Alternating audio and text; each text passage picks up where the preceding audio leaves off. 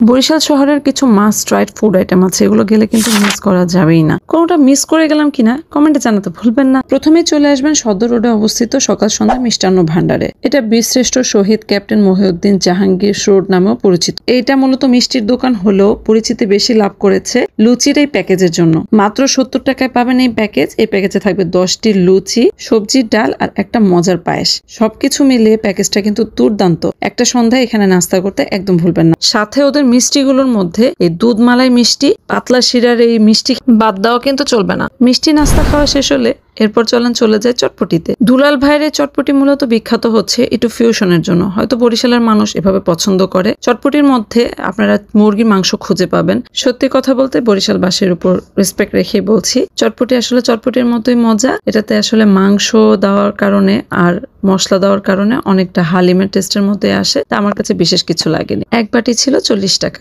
দুলাল ভাইয়ের চটপটি খাওয়ার পর চলে আসতে পারেন বিবির পুকুর পাড়ে। এখানে আসলে আপনারা অনেক ফুডকার্ট পাবেন। তার মধ্যে এই মামার মিক্স রং চাটা কেন জানি আমার কাছে খুব নজর কাড়ে। নিয়ে দেখলাম আসলেই খেতে অনেক মজা। তাই সন্ধ্যায় এরকম একটা রং চা হলে খারাপ হয় না। কীর্তনখোলা নদীর পাশে তালতলি, ভাঙ্গারপাড়, চরচরিয়া, মিনি কুয়াকাটা খ্যাত এই জায়গায় কিন্তু একটা দিন প্ল্যান ঠিকই রাখবেন। ফাস্টফুড আইটেম যদিও বিকালবেলা জমে, কিন্তু 1 কাপ কফি কিন্তু সকালের যে কোনো সময় খেতে পারবেন। দুপুরে ভাত খাওয়ার জন্য একবারে বরিশালের ট্রেডিশনাল খাবার কোথাও যদি খুঁজে থাকেন তাহলে চলে আসবেন বান্দ রোডে অবস্থিত তেঁতুলতলা নামক এই হোটেলে। এটা মূলত বিখ্যাত তাদের ভর্তার গরুর মাংসের জন্য, কিন্তু আমি বলবো প্রতিটা আইটেমই ছিল অনেক অনেক বেশি মজা। আপনারা চাইলে একটু করে সব আইটেম ট্রাই করতে পারবেন, বিশেষ করে সবজিগুলো। আর গরুর মাংস কিন্তু একদম মিস করা চলবে না। এত খাবার দাবার খেয়ে পেটটাও তো ঠান্ডা করা দরকার। তাহলে চলে আসবেন বরিশালের চকবাজার রোডে অবস্থিত লেচুসা মাজারের উল্টো পাশে প্রায় 95 বছরের পুরাতন দধিঘর। এখানের ঘোল দিয়ে বানানো চিড়ামুড়ি খাওয়ার জন্য কিন্তু মানুষ পাগল হয়ে থাকে। মাত্র 70 টাকায় পাবেন এই চিড়ামুড়ি।